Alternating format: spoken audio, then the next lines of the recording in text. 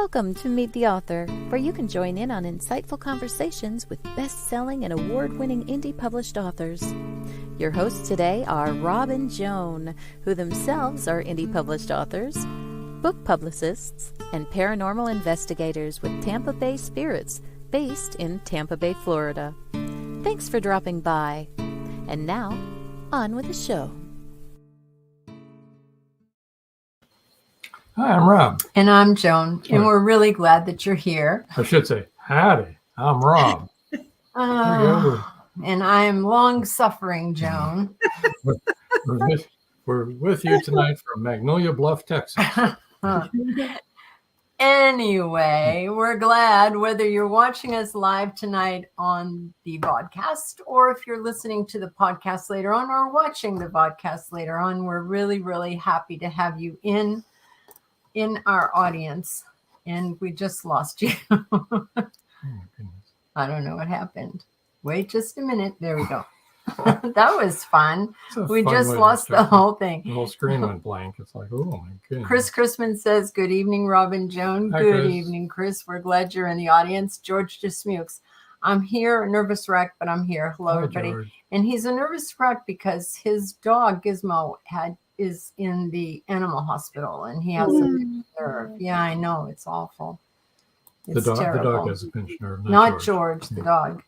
Paul Hollis says, good evening, Rob and Joan. Hey, Good Paul. evening, Paul. We're so glad you're here. C.W. Hawes said, howdy, Rob and Joan. Good to be back Howdy, in the hill CW. country. Marjorie Deering says, howdy back. Hi, Marjorie. And Chris Chrisman says, hello, Jinx and Kelly. Hello. And George Dismuke says, with that hat, you are supposed to say y'all. Yo, how's that? Richard, whoops, wait a minute. Richard Schwint said, hi, everyone. Thrilled. Hi, Hi, Richard. Richard. We're so thrilled. We're thrilled. We're Schwint that you're here. I can't talk. Can we go back and I start haven't over? had anything to drink other than water and coffee all day Mhm, long. mhm. Don't do that. They'll think. Good to see you, Richard. Or not see you, but hear you. Anyway, great YouTube, Richard, with CW. Good job. Joe Conjal says, hi, Robin, Joan, Kelly, and Jinx. Hey, Joe. And Richard Schwinn says, Hey. LOL. Yeah, it's really funny. I can't talk, Richard. Oh, boy. It Wow. is actually. On with the business. Okay. Episode Rewind. This coming Saturday is episode 104, and that's going to be A.G. Fletcher. It's at 5:30 p.m. right here where you're watching, 5:30 p.m. Eastern time, right here where you're watching this show. Next Wednesday, we've got a pre-recorded new episode because we're going to be traveling, but it's a brand new episode with Joseph Carabas, and we had him on once before. Yeah. I think episode 101, something like that.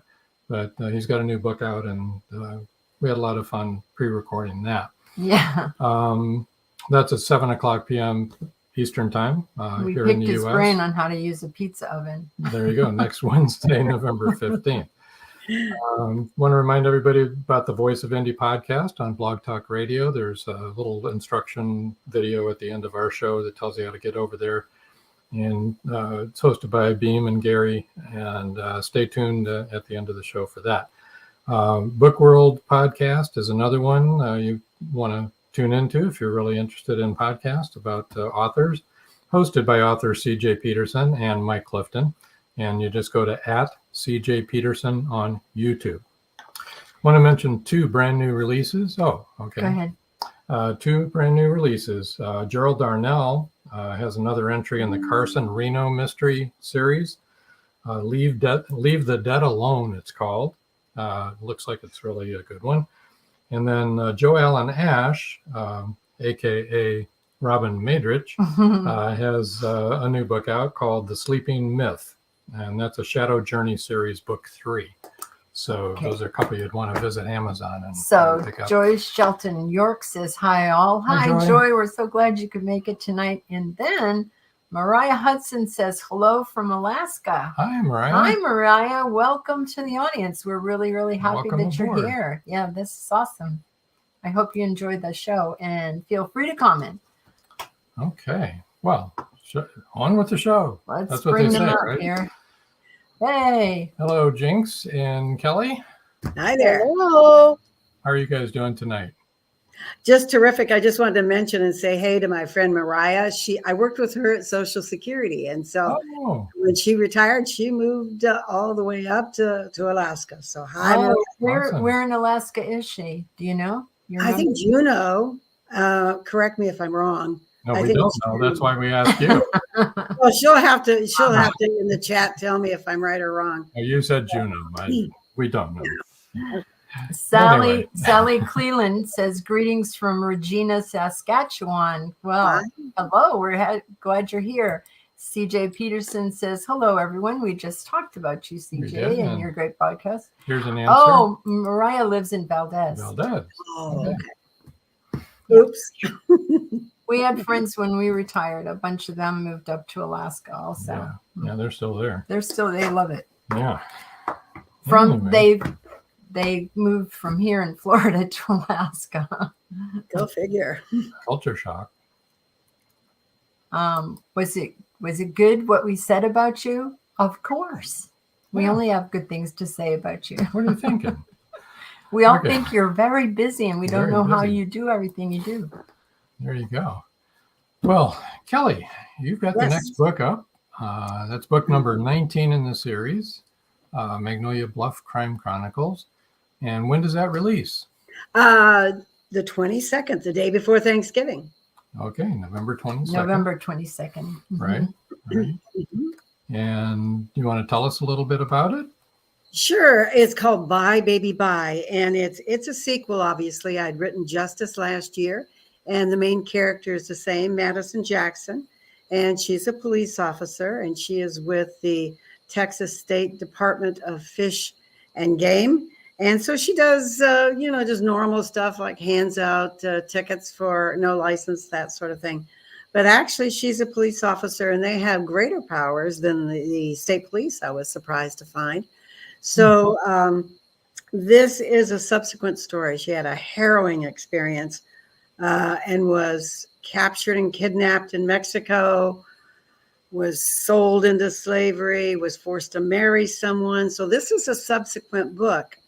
And the terrible thing that's happened to Madison, the very beginning, page 1, her baby has been kidnapped.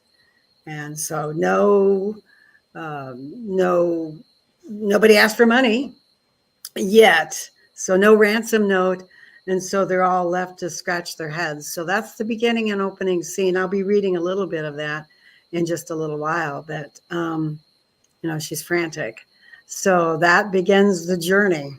So you want to tell people a little bit about, for those who haven't heard you tell your story before, how you got into writing? Oh boy, I think I always wanted to be a writer, when I was young. And interestingly enough, I got sidetracked into broadcasting for 30 years, for a long time. And I just happened to go to a broadcasting school. I wanted to be the next Barbara Walters and make $1 million a year. Well, that didn't happen, but I had a lot of fun. I got to tell you, I started out in country music, and back when we actually played records and they were only 2.5 minutes long. And so I had quite a history with that. And so I just really had a lot of fun with broadcasting. I eventually went to doing a love song dedication show. I think most people have heard of Delilah Renee. She did a love song show here in Seattle, and she decided she was going to leave and go to the East Coast. And she called me and she said, "You need to apply for the job." So I did. It was called Lights Out, and people would call up and say, "Well, I'm madly in love with so-and-so, and I want you to play this song for them." And so it was very endearing. It was highly emotional sometimes. I'll never forget. It could be very sad sometime. A woman called me one time. She was at the hospital. Her husband was in surgery. He'd had a terrible car accident. And she called to share that with us. And I can remember being so emotionally moved. And I had one of my listeners call and say, "I want you to know that your show was being played in a store," and everybody stopped to listen to that. It was, she called me a few years after that. So I of all the calls I got over time, that was the one that just stuck with me. It was tragic, but it just reminded me how that, that type of show can touch people when you're communicating. And even though you're reaching out to strangers, like we as writers reach out to people we don't know, we certainly are displaying a part of ourselves. So I left radio after a while. The business changed and I decided to go to work for the federal government. So that's when I retired. I retired out of the federal government. Joe Conjul has a question for you. He wants to know, was Lights Out a national show, Kelly? I think that Delilah had done a bit of where it was subsidized to some stations, but it was primarily regional here in Seattle. So, yeah. CJ Peterson said, about the story, it was sad. And Sally Cleland says, I remember the radio dedication song days. If you subscribe to Sirius, you can still dedicate songs on Channel 73, which plays 60s all day, every day. That's great. Yeah, they do dedications all the time. So even though I've been doing other jobs, my day jobs, my love was always writing. So I would wake up early on Saturday morning when my brain was fresh and start writing my stories. And I started that back in 2000 and wrote an apocalyptic book called Phoenix. And I had a publisher who talked me into calling it Black Phoenix. He happened to be sitting in a bar in Arizona and was drinking a Black Phoenix. And he said, I think Kelly ought to rename her book Black Phoenix. So it became Black Phoenix. But it was about, believe it or not, Iran bombing the United States. And this was in the year 2000. And so here we are all these years later, being, Iran's saber rattling. So it's still very relative. And I did go back. I did a lot of research for that book about how the government operates when everything is, like, for example, mail service, you name it, all kinds of things. There's no gasoline. Nobody can go to work, the whole thing. It was interesting. And I updated that book because times had changed. 20 years is a long time. So anyway, I'm kind of hogging the spotlight here, but I love writing. I will tell you, it's a lot of work. It's hard work, and it stretches my brain, and I really like that. Yeah, me too. It stretches my brain, and believe me, my brain needs stretching. You made a comment a few minutes ago that your brain was fresh in the morning. Is our brain on a Saturday? Is it supposed to be fresh in the morning? Because mine isn't. Still at night and fresh in the morning. Yeah. Well, at the end of the day, especially when I was working for Social Security on the phone all day long, your brain does get tired. Yeah. And so when I first wake up is the best time really for me to write, because my brain is fresh. And obviously we're all getting older. And so it's just when my brain is freshest, and I just kind of open up the valve, and I never have writer's block. I do things to passively aggressively if I don't want to write. Gee, the dishes need doing, the floor needs sweeping, that kind of thing. But when I sit down and open up the valve, then it comes, and it's something that I don't know where all that stuff comes from. It's just something deep inside of us, Yeah, and he's teasing you. Yeah, he's teasing you because that's when we write, is in the morning too. Because by the time at the end of the day, your brain is fried. Yeah. It's not stale; it's fried. Our sweet spot is mid morning to early after, to lunchtime or so, and that we can really get a lot done in that time period. Not really mid morning, but almost it depends on what you call after mid-morning. Between breakfast and lunch. Okay. Anyway, would you like to read? I will. And when I tried practicing this morning, and I thought, gosh, even though you were in radio, you're way out of practice. So I did what I did in radio. I practiced a little bit. So hopefully this will come off a little bit. Okay, let's see. Let's take a look at your cover. Here we go. Bye, baby, bye. That's little Anna, who is kidnapped. Okay. It's actually, that's pretty cool. I like that cover. do too. All right. Just a little bit about our Crispian Thurlberg. What is his last name, Jinx? I don't know, but he's the most amazing cover artist. Chris, I don't know. his name is Crispian. Yeah, we know. I can't think of his last name, but We he's can't We can't either. marvelous. They're all good. Here we go. So from Bye Baby Vi, gently closed the door to my room and crept down the hall. My baby Anna had slept through the night. What a gift. She awakens at 2 most mornings and often refuses a bottle. So it isn't hunger that arouses her. I wondered if she had bad dreams, but what kind of nightmares could an infant have? As much as I miss sleeping through the night, I cherish those sweet moments when I'd pick her up and cuddle her while her fussy snuffles quieted as I rocked her back and forth. She smells of formula and baby powder, and her skin is soft as silk. Those gentle moments are a slice of heaven. I turned the knob and eased open the door. I listened for the gentle intake of her breathing, but the dark room was eerily silent. My bare foot stepped on a rubber toy. I flinched at the squeak that filled the room like a bullhorn. Anna didn't arouse. I reached into the crib. I felt only her fleece blankets. I patted the mattress, and my hands still didn't connect with my daughter. Anna, I whispered. My frantic fingers groped the perimeter of the crib. My heart slammed against my rib cage as my louder, insistent voice called her name one more time. I spun around, raced back across the room, and flipped the light switch. Light blinded my vision for a moment. I retraced my steps and gaped at the empty crib. I stupidly repeated her name, Anna, Anna, as if my shrieking would manifest my child. Maybe Dad had her. Had she awakened in the middle of the night and he rocked her to sleep? I hurried out of the nursery, down the hall, into a darkened living room. Dad, Dad! I heard his bedroom door open. Do you have Anna? I shouted. The hall light flipped on, illuminating out in all directions, rubbing his barely open eyes. What's this?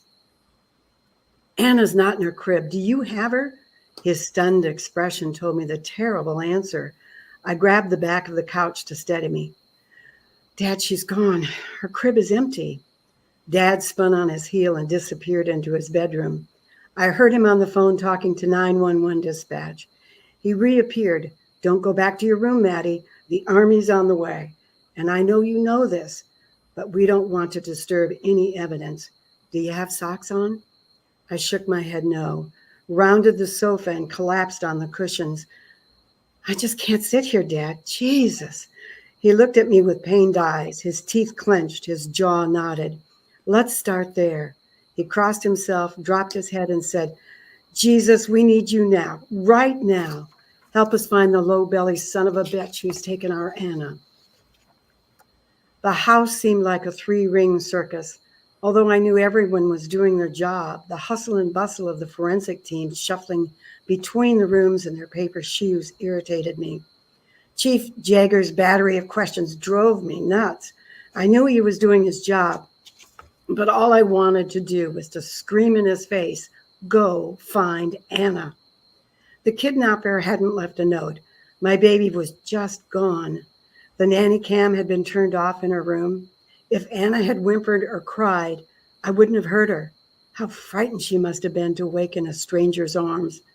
I'd made my share of enemies as a police officer, but who would have had the guts and the know-how to break into a police officer's house and escape with her child? I could think of only one person, and that individual was currently in prison. Because of his cartel connections, Anna's father and my still legal husband, Jose Miranda, was incarcerated in the nation's most secure facility, Supermax. I peered into Dad's eyes. They registered the fear I felt in my gut. Cartels were known for their ruthless behavior. Public news and police intel were loaded with ghastly stories of the slaying of entire families, including infants, so that the cartels could exact their revenge. Just acknowledging that fact sent my stomach into a pitch and roll. I fled to my personal bathroom. I made it just in time to flip up the toilet lid. After flushing the commode and washing my hands, I dropped the seat, sat down, and cradled my face in my hands. I sobbed until every ounce of energy had drained from my body. Grateful that I didn't have to face everyone, I zombie walked in the dark to my bedroom and fell onto my California king. I began a mantra I'd learned years ago. The simple Om tickled my lips as I repeated the word over and over, but it did the trick. My mind stepped back from the edge of madness. That was very good. Every parent's nightmare. No kidding. Yep. That's the worst. I can't imagine anything like that. And it happens. Oh, yeah. Remember Elizabeth Smart and, the other girls that have been kidnapped? Yeah. That was a happy ending there, but not always. So that begins the journey. So. Okay. Robin Madrish says, very good. Yes, it was very good.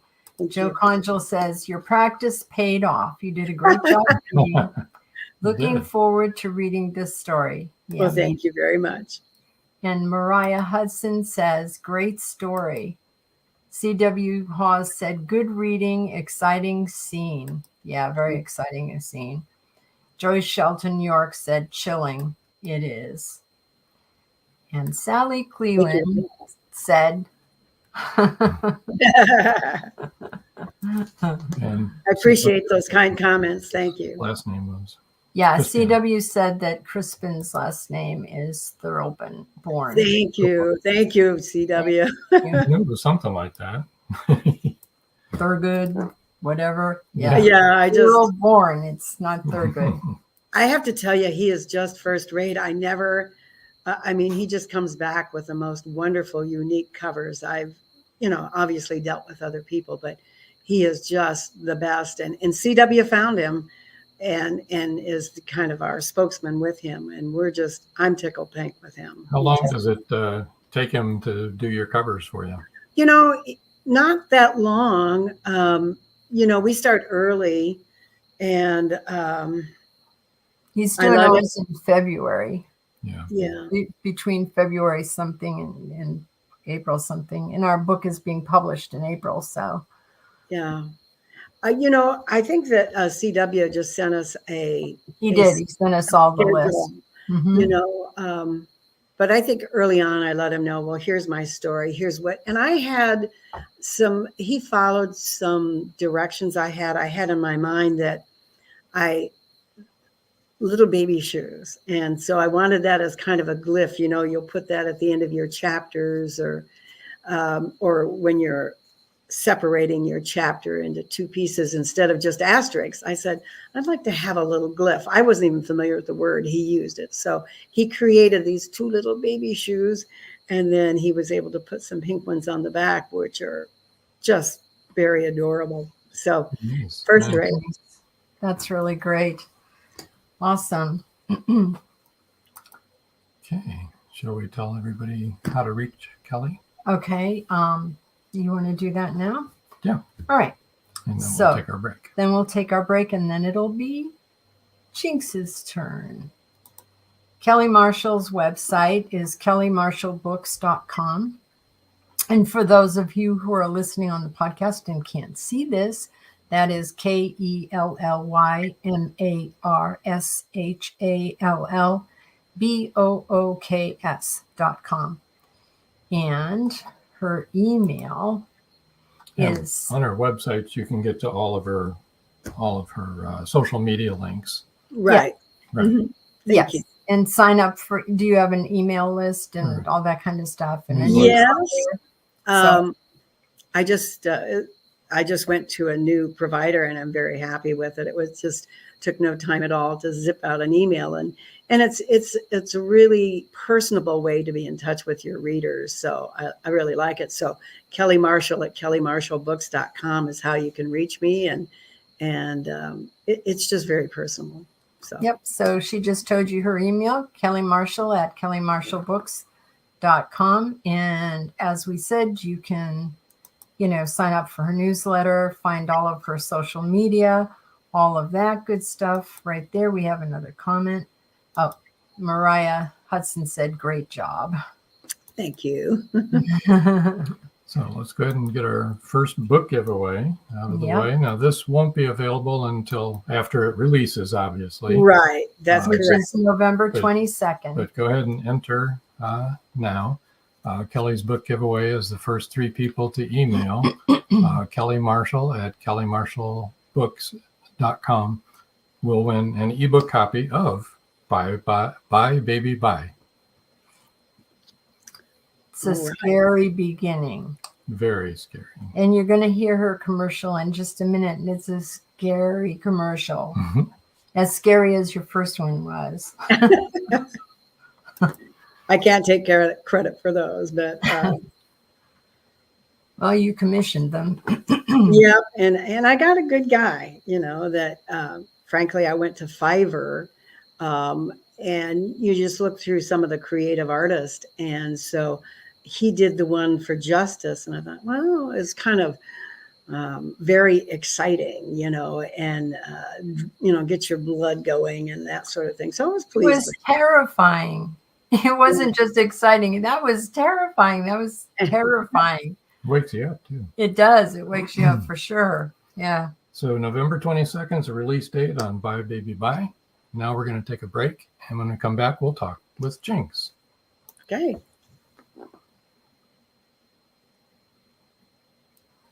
It's every parent's worst nightmare.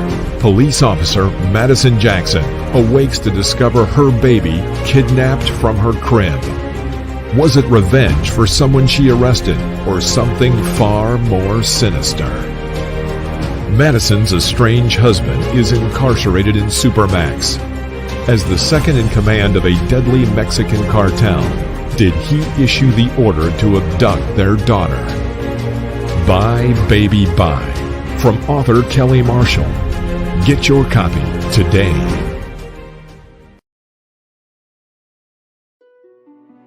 Paradise, my prison. Charlie Flint awakens from a deep sleep and finds himself alone on a tropical beach surrounded by a palm tree jungle and exotic animals. He cannot remember who he is or anything about his life. First, he must find food and build shelter and protect himself from hidden dangers. As his memory gradually returns, it reveals what a very flawed person he is. A man who made too many mistakes, made too many enemies. The implications of the truth are staggering. How did Charlie get there? And will he save himself? Paradise, My Prison is the riveting new suspense thriller from retired Hollywood scriptwriter George Dismukes. Paradise, My Prison by George Dismukes is available in jacketed hardcover, softcover, and all ebook formats worldwide. The clock is ticking. Can Gracie uncover the truth? Philip Pliant is the wealthy opportunist plastics dealer and CEO of Pliant Industries. He's also a master thief, creating a pervasive threat to the manufacturing infrastructure in the Caribbean islands markets. With the cartel as his stealth client, the naive city leaders have been seduced, enabling the production of more than three-dimensional building materials. The expected profits are monstrous. Is the art group, now led by Gracie and the family heirs, strong enough to win against this predator? Can JJ's cats act on the root cause analysis in time? Will Gracie be able to squash Pliant and the cartels? Gracie never considered their lives would hang in the balance. The clock is ticking. 5, 4, 3.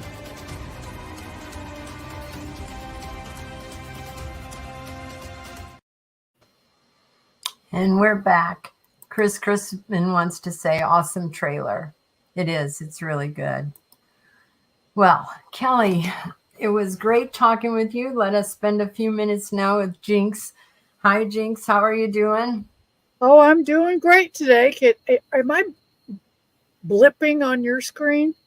Sometimes you get a little fuzzy. Yeah, I'm watching and I'm kind of like, huh? It's okay. Well, we can see you good And enough, hear I you. think, and hear Okay. you. All right. There you We'll go. just blame the weather. How's that? Robin Madrich said agreed. It was a great trailer. It was. It's a really good trailer, Kelly. So, Jinx, you want to tell us a little bit about what got you into writing and, when you started and all that sort of thing? Well, honestly, I never had aspirations to be a writer. I was working as an engineer all over the world and busy, and just it was just it never entered my mind. I read everything that I could get my hands on, and then I went home to Texas because my husband and I were living in Mexico. Went home to Texas, and a cousin of mine who was a member of the Daughters of the Republic of Texas decided that I was the one who needed to carry on the tradition with all of our family history. And she unloaded a huge box of stuff on me, which I took back to the boat and sifted through. And here I was, I'm looking at all these documents, and I just can't get it all straight in my mind. Who, where, what, when, So I started making charts. I'm an engineer. That's what we do. So I started making charts. And as I went, I had the family name and when they came to Texas. And then I would put their kids and then all the way down to me and my sister. Well, it turns out that we were one of the first, I guess, 3 families to come to Texas under Spanish rule, at least legal. Yeah, a non-Hispanic, because the reason my ancestors got in, they were Germans, and they had been citizens of Spanish Louisiana. And and so Spain let them immigrate into Texas. So they had like 5 kids, and they came over on a boat and went up the Trinity River and started from there. And they ended up at around Nacogdoches, I'd say. I've driven the whole route, and it's interesting. Trinity River, of course, is dammed up now. But to imagine what it was like, I had to put myself there. And the Trinity River, where it meets the Gulf of Mexico, is very harsh, jungly, hot, mosquitoes. At that time, the Indians were peaceful, and the Spaniard, very few Spaniards were around, but there was a priest, blah blah blah, and they were gonna.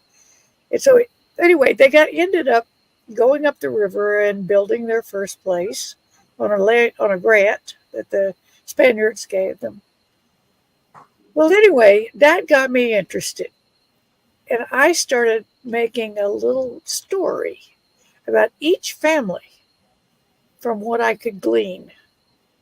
And I figured out that this family was the most interesting, the German family that came into Texas that early. Because you got to remember, there was nothing. Was this when Texas was its own sovereign country, or was this when Texas had been admitted? It was when it belonged to Spain. But then they got pulled into the conflict between Spain and Mexico, because Mexico was trying to kick Spain out and take Texas as their own. In fact, they wanted them out of Mexico too. They want them gone. So they got into that and ended up getting deported by the Spaniards, but they still had a foot in the door on this revolution that they started. And when Mexico, pardon me? Oh, something, I got a black flash. As it turns out, when Mexico took over Texas, these people became Mexican citizens and even officials in the Mexican government. And then before long, here come all these North Americans who were, by the way, coming into Texas illegally. And then they got caught in the middle because everyone called them traitors because they were sided with the Mexicans. Anyway, I thought that was just a real interesting story. So I wrote The Texicans. And by the way, it's free today. I don't know for how much longer. And it's on Amazon. But it was my first book, and it's a saga of this family from 1806 to 1836 at the fall of the Alamo. So that's Texicans. Yes, the Texicans. The yes. Texicans. But that's how I ended up writing the book. It caught my attention, and I realized that nobody had done it for me.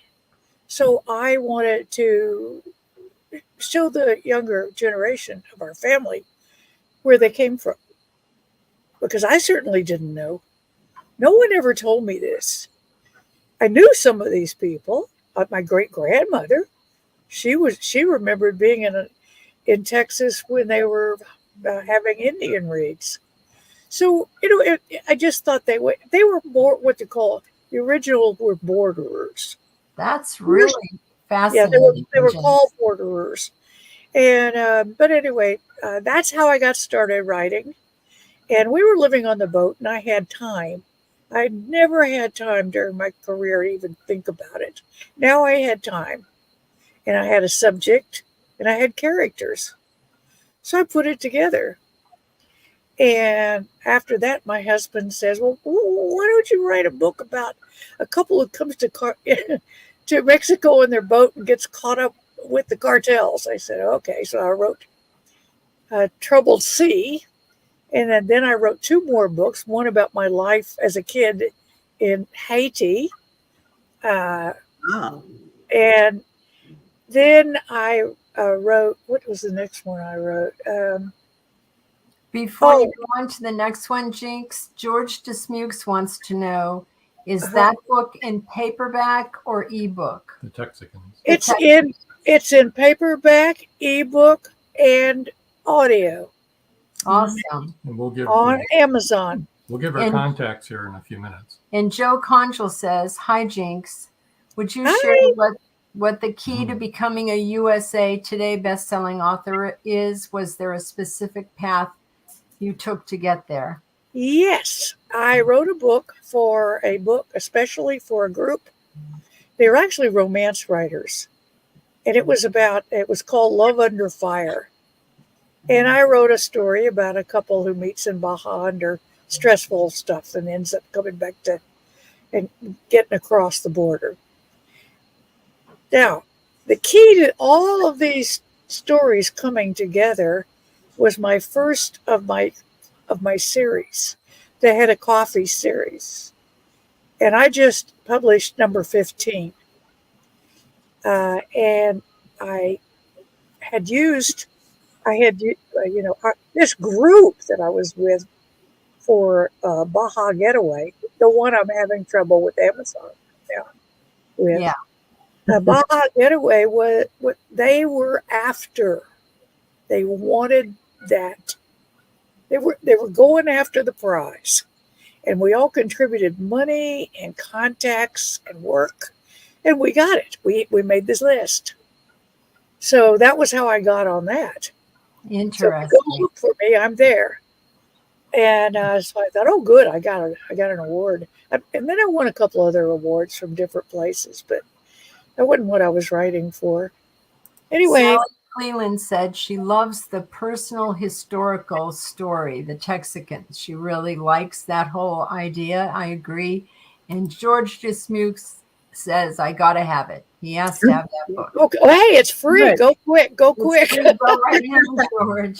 Only after. Do it. Don't leave the audience. But have I was going to say after the podcast. We'll give you the link here in just a second. You're going to do what? We're going to give we're going to give everyone the links to your website and everything here in just a okay, that'll be great. And anyway, be able to reach. So right now I'm writing with this group, the Underground Writers, and it's been a lot of fun for me because the fictitious town of Magnolia Bluff is my old stomping grounds. My dad lived there for many, many years, my dad and mom. So I really know the territory. And so I know everything about the lakes and whatever. So this Texas Summers or Murder is the second in that series that I've written. The first was Born and Bred Texan. And it ties in with my series in that Blue, who is the protagonist in these two books, is a cousin to Hedda Coffee, who has she's in the 15 books. That's and wonderful. yeah, and so I'm trying to get a spin-off going with Blue, but a lot of people really like her. And so in the first book, she's coming back to Texas after a long absence, renovating her grandmother's house and all that sort of stuff. And true to form for the family, she finds a whole back 40 full of bones and gets into, in the second book, Blue visits her husband, her friend and cousin, Hedda, down in the Baja, where she and her boyfriend live on a big boat. And they go on a girl cruise with all the girls. And Blue decides, by golly, she wants a boat. So she buys one, almost like Hedda's. And now she's coming to Texas and for the summer, which, everyone says, you're going to Texas in the summer? And that's kind of my opening line is, nobody goes to Texas. We did it. We did it this past summer. We know exactly what you're talking about. So Those are wise words. I'm a 9th generation Texan. I know better than to be here in the summer. We left the Florida summer to go to the Texas summer. What? Yeah, right. Oh, So, right now, let me tell you that Richard Schwinn said, great cover, Jinx. On your second one. Oh, I'm starting to read it. I'm still looking at the camera up here. Oh, yeah, I see it. Thank you. Yeah. That was done by Christian. And George Dismuke says, I have just ordered the Kindle version of the Texicans. Well, goody. Thank you. And Sally Cleland said, I could handle some Texas heat right now. We already have snow. We already have snow here. Oh, that's why we all live in Texas and Florida and places like that. We're cooling down. And so that's why I'm back. I usually don't return from Colorado until the 1st of November, because that's when it starts cooling down. Okay, so anyway, I'm sitting here writing my little heart out. Go ahead. We're going to take our quick break here, our last break. When we come back, we can finish your thought here and also tell everybody where to reach you and have your book giveaway. Yeah, certainly. So everybody stay tuned. We got a lot more to come. It's 1919, and Eric Laska returns from the war in Europe. 2 new enemies await him in the small coal mining town he calls home. One is a threat to his relationship with Rebecca, the love of his life. The other, a bloodthirsty beast, is stalking the mining town residents. The townspeople suspect Eric of one of the killings. An old man and Rebecca's 11-year-old sister have seen the beast, but only Eric believes their story. To protect the town and clear his name, he's forced to prove the werewolf exists. Available on Amazon. The Horror Within by Marjorie Swift Doring. Many secrets are hidden within the darkness of the jungle. Behold, this one about a man, a woman, a black jaguar, and an ancient Maya legend. 2 Faces of the Jaguar is a novel by George Dismukes that will take you deep into the jungle and capture your imagination until the last word. 2 Faces of the Jaguar is book 1 of a trilogy. 2 Faces of the Jaguar, where only the adventurous dare to read. 2 Faces of the Jaguar, The Lost City, and The Jaguar's Quest are available on Amazon.com, Barnes & Noble, and many other bookseller websites. 2 Faces of the Jaguar, the book people are talking about. Get your copy today.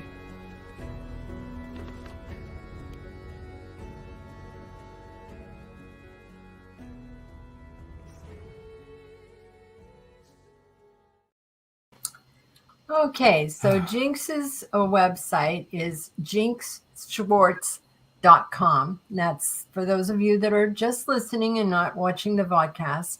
That is JINXSCHWARTZ.com. And her email is just as easy. Both Kelly and Jinx have made it really easy for all of you. It's jinx@jinxschwartz.com. So that's easy peasy. Say that 10 times fast. No, I'm not going to. I'm not going to say it twice fast. And the ticker right here is for her ebook giveaway. The book giveaway is the first 3 people to email jinx@jinxschwartz.com will win an ebook copy when it comes out of Texas born. No, we'll win an ebook copy of Texas. Oh, that one's already out. That's right. Texas.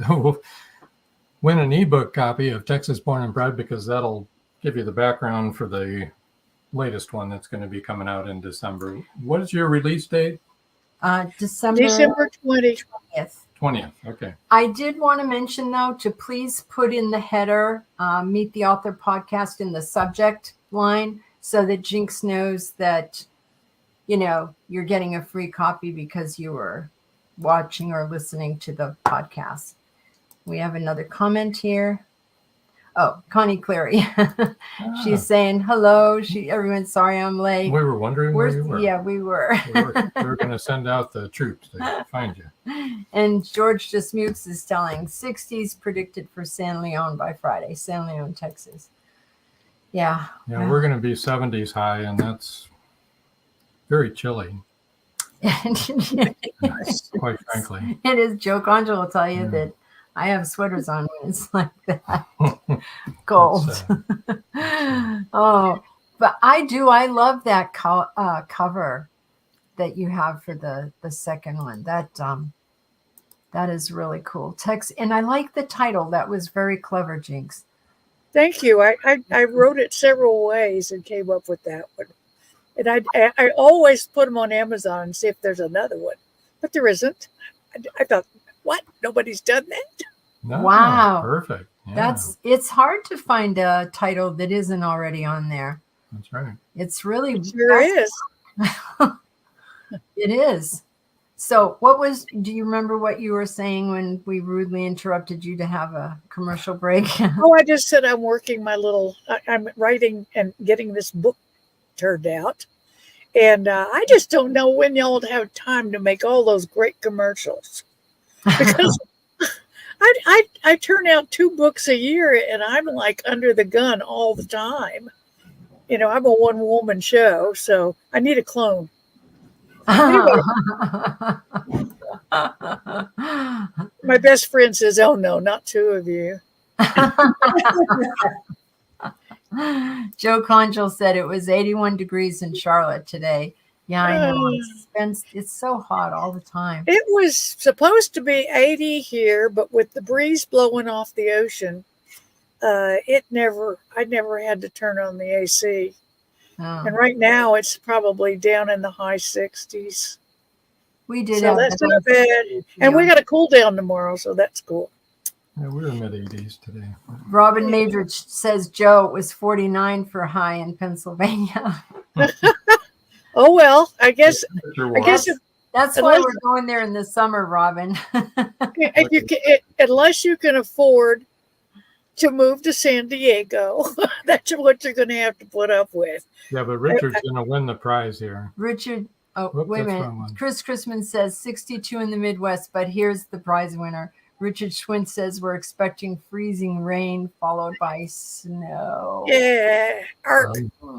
No. Anyway, I don't really have all that much to say other than the books I write, I enjoy writing. Of course, I want to burn them right about the time they're almost over. And the third edit, I start tearing out my hair and screaming at my computer. But I'll get there. I'm sick of the book. You're like.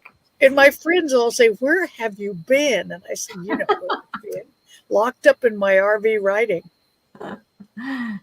And Connie Cleary said it's mid-50s today in Northeast Ohio. And Joe Condell said that's why I moved from Syracuse.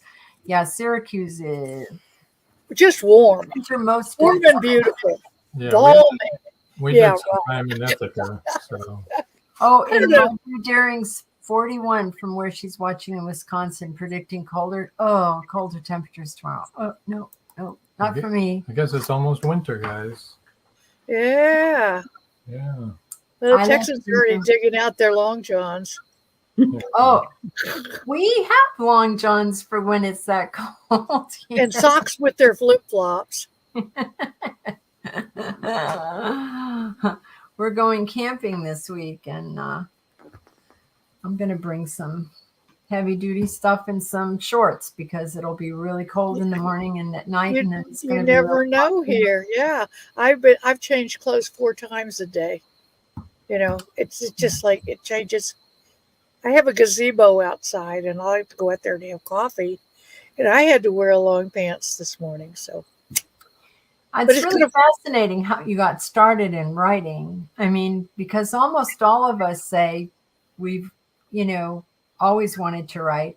But you said what we all say too. You were a voracious reader. You read everything. I used to say I would read a toothpaste tube if there was nothing else. Oh yeah, I got locked.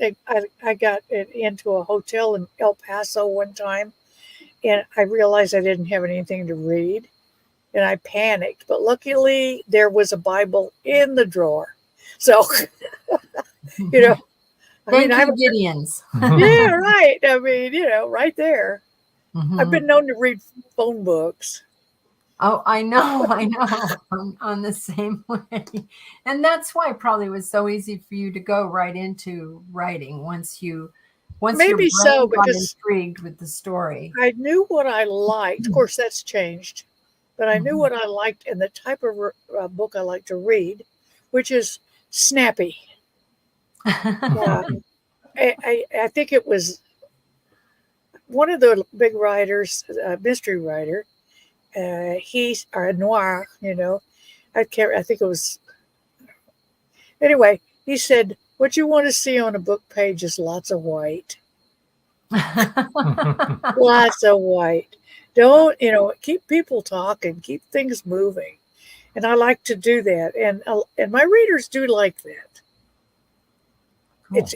It's not going to win a Pulitzer Prize, but So you guys, you're going to be in the 2024 series of Magnolia BLUFF. Right, Kelly? You too? Yes. November next year. Mm-hmm. You're November. December next year. Again, right. We're going to be April. April. Right? So okay. We got 12 more books coming out, right? 11 more books anyway, 11 or 12. Uh-huh. Yeah, I think so. Next year. So we're at book number 20 right now on the series. Anybody that hasn't gotten in there, you go to Amazon and look up Magnolia BLUFF Crime Chronicles series and go to the series page. They're all listed there in chronological order, 1 through 20. We have them all. 18 or 19 and 20 I don't think are listed yet, but as they come out they will be. But I think it's 1 through 18 is all listed on there. We have all of them, and one of our team members from we're part of a paranormal investigation team, downloaded all of them too. Yeah. Joe Conjul is in July next year. Okay. His good. Out in July. For those of you that don't know, you don't have to read them in order. No. It's right. Might be easier to keep track of them if you do, but they're not order, specific. You'll have the major characters in there in the right, the whole time. Though if one of us is writing about somebody that there's been a change in their life, you might find out something ahead of time if you don't read them in order. Yeah. So I recommend an order, but that's just the way I like to read series. So, but you don't absolutely have to. Yeah, because I haven't read them in order. Right. I've been jumping around all over the place. But it's a fun series. It's an amazing concept, and yes, we're really honored to be part of it. I like it because you can draw from other authors' books and try to continue some of the story with some of the same characters without stepping on their plot or anything. Mm-hmm. Right. Mm-hmm. And it's interesting that way. Yeah, it's really great to see all the different perspectives of a town. Yeah, I'm pulling back a couple of characters that haven't been talked about in a while. Oh, So, that's great. Yeah. Everyone will be relieved to know that they're okay. Yeah. Yes, they're all alive and well. I don't kill anybody off unless I check with everybody. Busy with their lives in Magnolia Bluff. Yeah. I do have to say that happened to me once. I was writing about a character, and I passed it on to CW, I believe it was, just to, you get feedback from other people. He said, Kelly, she's dead. And the book hadn't come out yet, so I didn't know. That's the thing. That's the danger. That's why we probably bug CW half to death, saying, "Is this person okay to talk about? And how do we do it?" And Robin Major says that does sound like a heck of a lot of fun and an interesting endeavor. It is, Robin, because everybody has their own perspective in real life. And so if you talk to 15 different people about the same town, you're going to get 15 different viewpoints. And now you're getting 12 different viewpoints of the same town. Sally Cleland said, love that concept of borrowing ideas or characters from other books by other authors, sort of like the branching idea of your family tree, Jinx. Mm-hmm. Yep. Yeah, it kind of sets you thinking about new people that you want to put in instead of making up new ones. Mm-hmm. Like I have Fergus.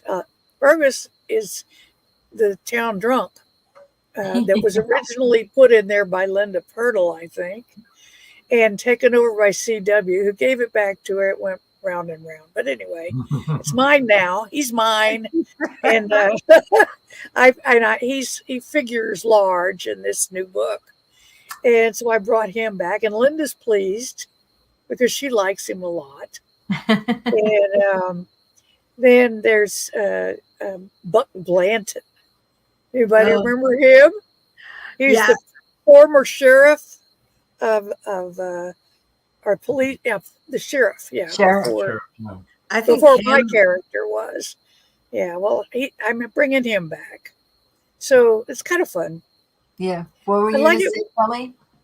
Huh? I was going to say Buck was Caleb's character initially. I used him a lot too, and he's just an extraordinarily fun character. Yes, he is, and that's what I like. I like to pick on the fun ones and try to work them into my book without stepping on the author's toes. As a matter of fact, before I used Fergus, I emailed Linda Purtle and asked her, do you mind if I use him? She said, yes, but treat him nice. We're using Harry and Ember from CW's book. We knew we needed them. And it's going to be... Oh, you were talking to me? No, I was just talking to everybody. I said we're using Harry and Ember from CW. Okay, so there you go. Well, I'm using Ember too, and Harry. Yeah, I like Harry and Ember. I do, and I like the really good-fired copy shop. There are lovebirds in the series. I love their love story. Me too. I like the fact that it's probably odd. It's an odd couple. Yeah, they are an odd couple. I like them. Joe Conchel said Buck was in Kay's book also.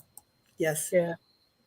And if you ever run out of somebody, there's always Mary Lou Fight. Ooh. She seems to go through almost every book. She is a witch. The coffee shop itself. Is. The coffee shop itself is odd because it's such a high and upscale thing for such a small town, Well, and Harry has a mysterious background. He does. Right. He does. Very mysterious. Yeah. Nobody's come. I didn't try to solve it. Yeah. Yeah. But there's a little bit of, I don't know what it is, but I think we're all getting into, at first it was a little, we didn't know what to do with other people's, but now we're all getting sort of into the swing of it. And we can see the flow as we pick up a character from here and there and write them back in so they're not forgotten. And you leave them there for somebody else to use.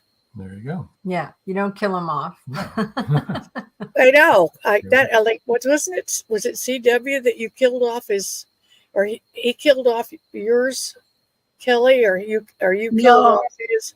No, I had a character that I think Linda maybe killed her in her book, and I didn't know about it because I don't think it had been published yet. And when I'm writing and I sent it off to CW, he says, we got a problem. Yeah, that was it. Yeah, I remember. That's when we started telling people who we were using so that we didn't have a mix up there. Yeah, I think continuity is going to be the answer to the success of this book group. Joe Conjal said, I think the coffee shop has been in everyone's book. Yes. And we're introducing new coffee. Well, the whole thing is, if you live in Magnolia Bluff, you go there. Yeah. This is very, very Richie Rich coffee that we're putting in there. Sally Cleland said, can you tell the story of how Underground Author Group got started and who created the first main characters? And before you do that, either one of you can take that. Robin Madrich says, it's like professional fan fiction. Very cool. Richard Schwint said, the dead characters can be found at the bottom of the reservoir. I think you don't want to drink from that reservoir or go swimming in there. Yeah. Wasn't it Caleb that started it or put it together? The group? Yeah. Oh, the group did. Yeah. I think Caleb did put it together. Yeah. I think so too, because I had met him in Mexico at a book thing. And then all of a sudden, out of a clear blue sky, I hear from him and asked if I'd be interested. And so I just assumed it was from the Mexico connection. I'm sorry, Jinx. Yeah, we had a book convention in Puerto Vallarta, and I was one of the speakers. And he was there, and so, I just thought that's what, but I didn't know why. Caleb started the group, CW said. But the anthology was your idea, wasn't it, CW? Or am I misremembering? I thought the anthology was CW's idea. Caleb started the group. The anthology was his idea from a writing exercise that everyone did. Yeah. I don't remember. Yeah. I think we had so much fun. I'm sorry, I didn't mean to walk on you there. We had so much fun with the anthology. We just all thought it was great. And I do believe it was CW. It was. What if we do this with books? And I think everybody kind of scratched their head and said, well, why not? Of course. Yeah, it's a great idea. It really is. And we all miss it, don't we? Yeah. I miss him a lot. I do too. Yeah. He and Linda both have done so much for authors. They promote. Oh, I know. So kindly and just with their newsletter. But I was with Caleb in another publishing place and just kept in touch with him. And then, it's just been a great experience for me knowing both of them. And they're just fine folk, let me tell you. Yeah. Well, he's a huge loss to the book world. He is. There's no doubt about that. He really is. Didn't he write something like 65 books? Oh, 90. He wrote 90, yeah. Plus he, wrote for Southern Hospitality magazine. I'm trying to Southern Living. Maybe? Southern Living. Thank you very much. Southern Living. Yeah. Yep. And a couple of his manuscripts were made into movies. I didn't know that. Yep. I think they were on the... and this is his memoir. Yep. I've got that. Yeah. I haven't got If that. I'm not there, did it really happen? Oh, If I'm not there, did it really happen? Is the title. maybe. Yeah, I've got to look, see if I have that. That does look familiar. It's really good. It's really, really good. I only read now about 30 minutes a night before my Kindle hits me in the nose. Oh, me too. I've got bruises here and on my forehead. CW said he wrote screenplays. Mhm. Yeah. Oh. As did George Dismukes. Yeah. They had a lot in common, George and Caleb. Yeah. Yeah, he touched so many authors, didn't he? Just so gracious, just so kind, so and just industrious. My goodness, even as he was ill, he was finishing up his book, and an amazing man. Yeah. Yep. Joe Conjal said, I think he was associated with the Gambler movies. Oh, okay. Okay. Well, those were fun. Well, he wasn't very good at tooting his own horn. Nope. No. Nope. Very humble. Nope. Very humble. Nope. No, you would never know. And CW says, yes, he was indeed with the Gambler movies. He was. Well, we need to post that on our own, that kind of information on our own group email somewhere. See, let's let CW do it. Poor CW. He can do everything. He gets everything. I feel so bad. Like, oh my gosh. Poor let CW do it. He'll know. And he does know. His finger on everything. Yep. He's like our mom. There you go, CW. You're like our mom. Kind of not like my mom. And I'll tell you something about CW that I just absolutely love. I love that laugh. He has got such a unique. It's one of those that when he does it, you got to laugh along. It drags you in there. So. Roxanne says, "Good one, Jinx Schwartz." And I like writing. I really get the voice of Lily that owns the Flower B&B. I love writing her. I love writing things that she says because I really. Yeah, she shows up in our book. I understand her. And CW says, "LOL." Oh my gosh. Well, this has really been fun, you guys. It has been. We probably need to wind her up. Yep. We ran over already. Yep. So surprise, surprise. November 22nd for Kelly. Yes. For Bye, Baby Bye. And December 20th for Jinx. Texas Summers Are Murder. Right? Great title. Well, it's really been fun. I'm so glad we were finally able to get you on the show, Jinx.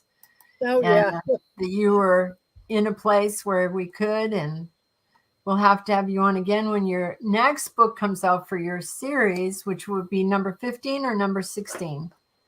It'll be 16. I'll start writing that as soon as I get this last one finished for our group.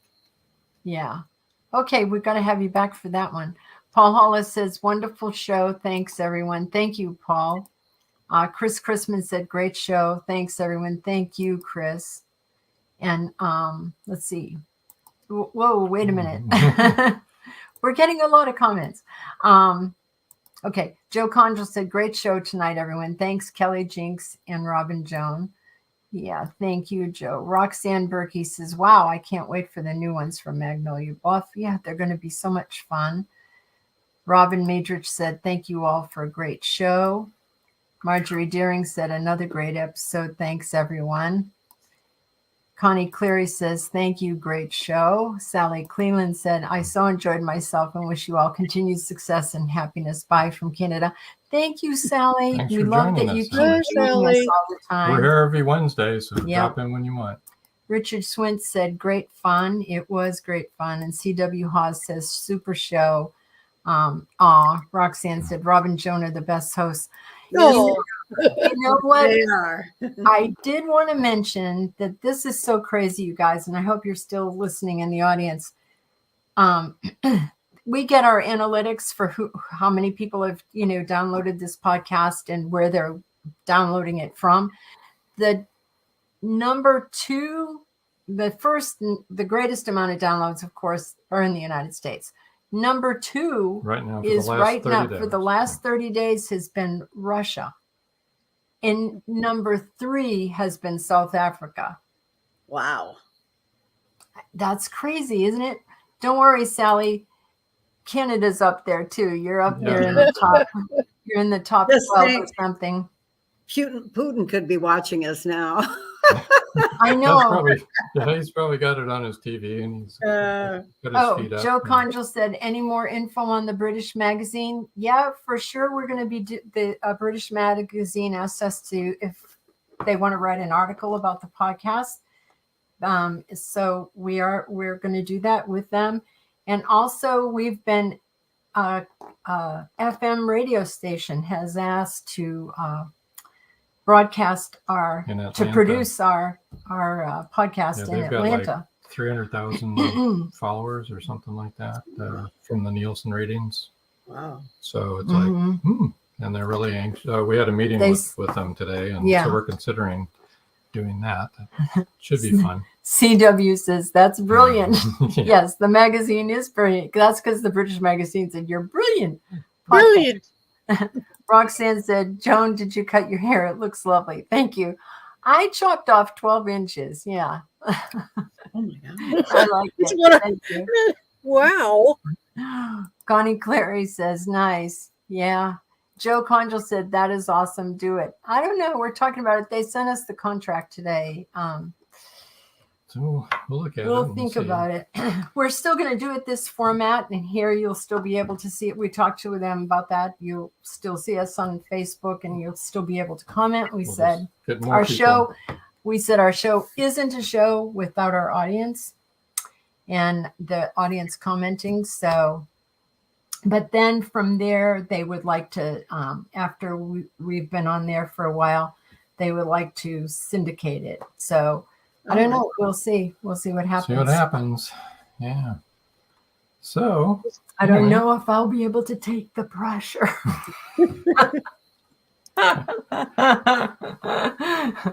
I'm like, mistakes and all, you want us like we are? They said, yeah. I said, have you listened to the show? There you go. Joe can listen to it when he goes to the Braves game. So we'll do it in Atlanta. There you go. Yeah. Well, actually, you can probably, I think there's a link on there to listen to it on the computer too. So. Roxanne says, fantastic. Yeah. It's kind of crazy, but. Okay. Enough of this, I think. We need to get going. Remind everybody next week, tune in and support Joseph Carabas. It'll be same time, same place, pre-recorded episode, because we will be camping and roasting marshmallows. And No. I'm planning on it. Anyway, so I guess until next time. That's all, folks. Good night, all. Good night. No. Live every Wednesday, your Voice of Indie hosts Beam Weeks and Stephen G's welcome authors, musicians, publishing industry pros, artists, and assorted creative guests for an exciting interactive hour. Call in during the show or post questions and comments on Twitter for responses in real time. Meet your favorite indie creators, learn inside tips, network, and promote your work. The link for each week's show is pinned on Twitter atop @VoiceOfIndie. And you can receive the link every Wednesday morning in your inbox by subscribing to our newsletter at freshinkgroup.com. Check out Voice of Indie every Wednesday on Blog Talk Radio and catch hundreds of episodes archived everywhere from our websites to our YouTube channel and Spotify. Thank you for joining us here on Meet the Author. Make sure you stay up to date with our show by clicking like, follow, and share. And you can find us on Spotify, iTunes, and more. See you next time on WLFE-DV BLUFF.com.